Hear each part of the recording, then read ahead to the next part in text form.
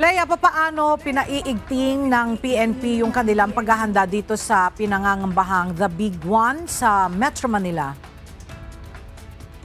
Magandang tanghali sa iyo, Ella. Nagsasagawa sila ng mga pagsasanay at ito daw ay nationwide initiative para layong i-refresh ang kaalaman at kasanayan ng mga tauhan ng Headquarters Support Service at mga regional offices sa pagtugon sa mga sakuna.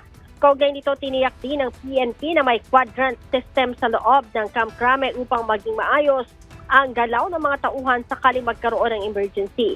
Kasabay, Ella, ng pagsasanay, binibigyan din ang pagbibigay ng go bag sa mga pulis na naglalaman naman ng mahalagang gamit tulad ng pagkain, pito at medical kit.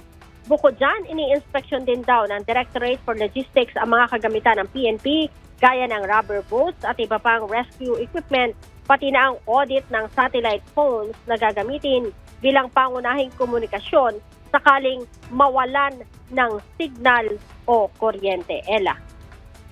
Alright, maraming salamat, Leia Ilagan.